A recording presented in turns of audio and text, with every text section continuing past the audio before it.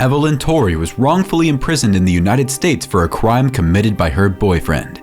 But when a millionaire hired her soon after and saw what the woman was capable of, the world was in shock. Evelyn passed through the prison gate, but no one was waiting outside. Evelyn's mother died last year, but she never expected her daughter to leave prison. Her father had never met her, and she knew of no other close or distant relatives.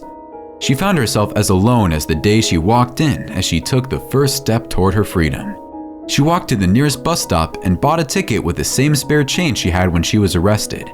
After a few minutes on the bus, Evelyn realized how tired she was. Watching the world through the window, she let the tears flow silently without anyone else on the bus noticing what was happening.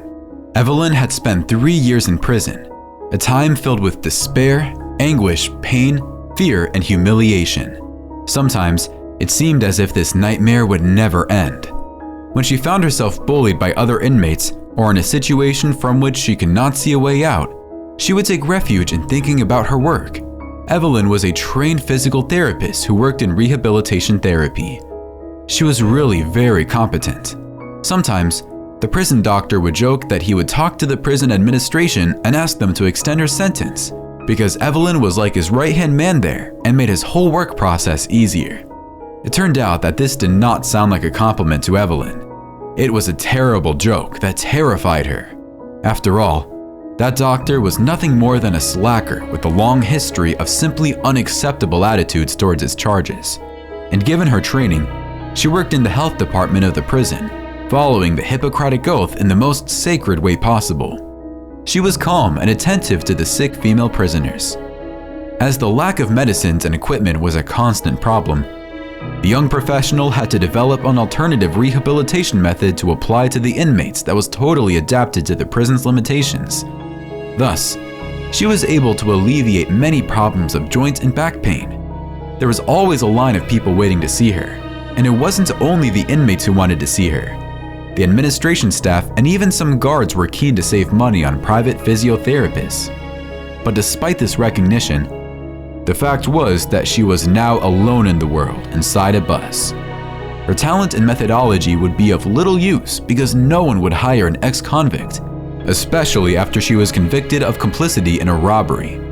No client in his right mind would let her cross the threshold of his residence if they knew about her past. But what no one knew was that Evelyn was not a criminal, but a victim who ended up being slandered, and all because of her love for David. They met when Evelyn was taking care of his grandmother. Twice a week, she would go to the lady's house and apply her therapeutic techniques to relieve back pain and a sprained foot. David would frequently stop by his grandmother's house and bring her bread and sweets, which she claimed were rewards for Evelyn's efforts in exercise. When David talked to Evelyn for the first time, his voice immediately made the physical therapist's heart beat fast. She felt like she was floating, totally enveloped by this warm, handsome young man. David didn't take long to pluck up the courage to invite the young woman to dinner in a charming neighborhood restaurant. She agreed, and Evelyn and David began a serious relationship with plans for an engagement the following year and other long-term goals. The young couple loved each other for several months, until one day, the police entered Evelyn's house and took her away in custody, while her mother screamed and cried, not understanding what was happening. Her daughter was perfect. How could the police take her away like that? During the investigation that followed, Evelyn discovered that David was actually a gambling addict and thief who had taken advantage of his own girlfriend. Because she was an educated rehabilitation therapist and very good at her job, her older clients entrusted Evelyn to the extent that they would even leave the key to their house or apartment with her to facilitate her house calls. This was especially true when the patient was bedridden or had difficulty moving around. It turned out that a few days earlier, some houses and apartments in the city had been burglarized, but the burglar had let his face appear on the security cameras. This thief was David. He justified his actions by saying that he needed to pay gambling debts. When the police wanted to know how he got the keys to those houses, he said that his girlfriend had given them to him. When the policemen confirmed that all the houses robbed by David belonged to patients that Evelyn was seeing, the young man went even further. He said that Evelyn knew about his debts and that it was she who had incited him to enter those houses and steal anything of value because she loved him and would do anything to keep him out of trouble with the bookmakers. The young woman's life fell apart from one second to the next. She was unable to prove before the judge that she had not been the mastermind of any crime, and that, like her patients, she had also been the victim of a theft committed by her own boyfriend. And so, the two ended up being convicted and having to pay with their freedom in different prisons. At her lowest point in prison, Evelyn considered ending her own life, but this idea was put out of her mind by a cellmate. The cellmate said that sadness and pain purify the soul so that she can continue living and doing good, and this would be her salvation. Evelyn has never forgotten these words. When she got off the bus, she was back in the apartment where she lived with her mother before the arrest. Now, the property was completely empty and silent, as her mother was no longer there. Although it was not at all easy to go back to that place in those conditions, Evelyn tried to be strong and pull herself together. She would hold on and would not give up so soon. The main thing now was not to get discouraged, not to complain about life, and to get a job, whatever it was, to keep her life minimally on track. To reconnect with former colleagues, she reactivated her social networks and her old phone number. On one of her outings, Evelyn took courage and went to the cemetery to visit and clean her mother's grave. During her prayer, she didn't see the time pass, and by the time she left the cemetery, it was already evening. On her way home, she received a phone call from a former colleague. She was a good friend before all the trouble. The friend said that there was a possibility that Evelyn could get a job in healthcare if she was interested. A wealthy family urgently needed a nurse for their son. He ended up in a wheelchair after a motorcycle accident, and the nurses that had been hired up to that point could not handle him for long. The boy's behavior was extreme and too shocking for most people, so the father agreed to hire anyone who was able to tolerate his son's unpleasant nature. Evelyn had already been through so much amazing stuff in the prison compound that she felt nothing else would shake her. Besides, she desperately needed an occupation and agreed without hesitation. 3 days later, she arrived at the address of her new job. It was a mansion with huge gates, a wide lawn, and a complete security apparatus, including video cameras and men who only let her through after checking her purse and all her documents. She had no idea that this job would change her story forever. For someone who slept and woke up in a cell until recently, entering a mansion was like being in a fairy tale. Everything there surprised Evelyn. Following the housekeeper, she found herself in a huge office, where a gray-haired man was waiting for her. He had lively and determined eyes that seemed to pierce the young physiotherapist's skin. The man introduced himself as Mr. Lincoln and explained that his son Harry needed an experienced nurse. Lincoln immediately made it clear that this caregiver would do shifts and should be able to not give up, because the job would not be easy. If Evelyn felt that she could handle these conditions, she could start immediately. Evelyn agreed to everything, and then Mr. Lincoln ordered the housekeeper to show the young woman around. As soon as he gave the order, he turned to attend to other business, and it was as if he had completely lost interest in the physical therapist. The housekeeper was not a young woman, but she was nice and polite. She showed Evelyn around the mansion, introduced her to the other staff members, and led her to the room that had been prepared for her to take care of the troublesome heir. The housekeeper left Evelyn alone to put on her uniform and promised to accompany her later to meet the patient. But first, she ran into Olivia, Mr. Lincoln's wife, a young and beautiful woman who opened up to Evelyn as soon as she saw her in her uniform, making the physical therapist feel very comfortable, even though she was getting to know her new employer. Olivia said that the boy's temperament was not the best, but that deep down, he had a good heart. Olivia was a stepmother, but Harry had never really liked her. The woman asked Evelyn to be patient and try to hold out for at least a month, since the last hire didn't even last the second week. Evelyn did not mention her years in prison, but she assured her that she was used to complicated situations and would do her best to treat Olivia's stepson.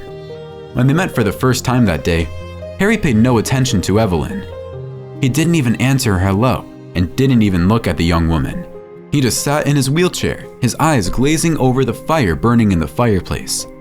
Evelyn wanted to start with a quick checkup on Harry, but the boy was not in the mood to cooperate. Realizing that Harry would not be able to move around on his own, Evelyn walked over to him and pushed his wheelchair into the procedure room. The boy was not at all pleased to see his unwillingness disrespected and called the physical therapist several ugly names. But this was nothing compared to the things that had already passed by her ears in the past. She continued to do her job while bravely ignoring the rudeness of her new patient. During the examination, Evelyn realized that Harry's injury was indeed severe, but his hands were moving and showed reflexes, which meant that perhaps the technique she developed in prison could yield good results. She suggested that Harry undergo a special treatment of massage and exercises, combined with medication to help restore motor functions. Of course, Harry didn't put any faith in Evelyn because he thought she would leave his post before he showed any progress. But the young professional was not put off by the patient's lack of confidence, and this is how Evelyn's life at the mansion began. Mr. Lincoln and his wife Olivia rarely visited the property. The other servants moved around the house quietly and did not ask unnecessary questions. Seeing that his insults were not able to shake Evelyn, Harry tested new types of humiliation whenever possible. He had already spit in her face during an exam and spilled juice on her uniform. Evelyn went through all of this without losing her temper or lowering her head. After Harry had spat in her face for the second time, Evelyn told him a little about her past, saying that she knew the prison system intimately and that Harry, if he continued with his antics, should be prepared to suffer the consequences. Harry hadn't expected any of this. All the nurses hired so far were very sensitive and had passed as neat as they were uninteresting. He looked at the physical therapist curiously for the first time, but just laughed, saying that his father had also been in prison a long time ago and must have changed his hiring criteria now. The fact is that after this conversation, Harry stopped spitting and insulting Evelyn, letting her apply her method as she saw fit. Gradually, he began to obey his new caregiver and even felt a little more confident in her performance. A month later, Mr. Lincoln called Evelyn into his office. Evelyn had no idea what this powerful and busy man wanted from her. Upon arriving on the scene, Lincoln bluntly asked, "Are you by any chance thinking of giving up working here and taking care of my Harry? I know he is not an easy person." Evelyn assured Mr. Lincoln that only one thing had changed. Now, Harry was cooperating and she was committed to his complete recovery. Mr. Lincoln was happy with what he heard from his son's caregiver and thought that his intuition had worked this time. He had chosen a person with a steady hand and a clear purpose. The man felt he had enough confidence in Evelyn to reveal something else. It was not only the accident that had left Harry in such a deplorable state, but Harry was also suffering because he had discovered his fiance's betrayal. This happened at a friend's party in a mansion on the other side of town. He already suspected that there was something wrong with his companion's sudden disappearances, always at parties thrown by her friends. At one of these parties, after he had drunk a lot, he went looking for the bathroom on the second floor of the house. It was then that he came face to face with his fiancée, making love to a man he did not know. The sight was a shock to him. Harry went downstairs and wanted to leave the place immediately. He knew he was emotionally excited and intoxicated, but he still started his motorcycle. On the way back, anger and humiliation made him speed up more than usual. The motorcycle was too fast to make the turn and skidded. By some miracle, he was alive, but the fall left him wheelchair-bound. After hearing his tragic story, Evelyn promised that she would do everything possible to help Harry get back on his feet. Mr. Lincoln's calculating eyes finally gave way, and a tear rolled down one side of his face. He confessed that he had done bad things in his life and was now paying for them. Several months had passed, and one day Evelyn asked for 4 days off. The anniversary of her mother's death was coming up, and she had saved enough money to have a small monument made in her honor. The work was to be installed over her grave and was made of a very beautiful and resistant white stone. The young woman used her days off to plant flowers around the tomb. Once she was satisfied, she prayed that her mother was happy in case she was watching from somewhere. When Evelyn returned to the mansion, she found Olivia crying. There was a suitcase beside the woman. Olivia told Evelyn that she could no longer stay in the house. Harry had completely lost his mind and was slandering his stepmother, telling Mr. Lincoln that she was not a faithful and loyal woman. Evelyn could not believe that Harry was doing something so low. She left Olivia and went straight to the boy's room. Upon entering, she slapped Harry on the cheek. "What do you think you're doing?" she said. "I'll leave if Olivia leaves because of you. So you can keep acting silly, feeling sorry for yourself, and avoiding reality as much as you want." Harry then let out everything that had been stuck in his throat for the past few days. He said that Olivia would never be a wife to his father as his mother had been, and that Evelyn was paid to take care of him, not to lecture him, and that he was practically alone for 4 days while the physical therapist was out there enjoying her life with other men. "How dare you say such a thing?" Evelyn said. "I do dare, and I'll say more," Harry replied. "While you were traipsing around, I stood here suffering for you." Harry was furious and projected himself forward, standing upright as he shouted that he was not going to be able to live with one more disappointment. Harry managed to take 2 steps toward her and with a roar, went to the ground. At this moment, Evelyn realized that her technique had paid off. She ran to the boy and helped him sit up again before all those senseless attacks started again. Harry then confessed that he had fallen in love with her and that his imagination had gone too far. He was dying of jealousy. He promised to ask Olivia forgiveness in front of her father and all the other staff at the mansion. Evelyn said that the young man had stood up and taken 2 steps, which was what mattered most now. After a year, Harry could stand on both legs with good balance and was fully upright. But he had to use a cane if he wanted to walk. Evelyn was still with him, but she was no longer taking care of him. Instead, she was his girlfriend. She was sure this man would be able to walk around the garden soon. Harry talked his father into putting some of his money into a clinic that helps people in tough situations get better physically and mentally. The clinic was run by Evelyn and Harry. Evelyn found out later that her ex-boyfriend had been arrested for theft again. Since he had done it before, he got a harsh sentence and was never seen again. The woman had worked hard and deserved to be happy. She was no longer lonely and had a new good goal in life. If you like this story, please click like, and this other video that's coming up now will probably also make you feel something. I'll see you in the next video. Have a great day.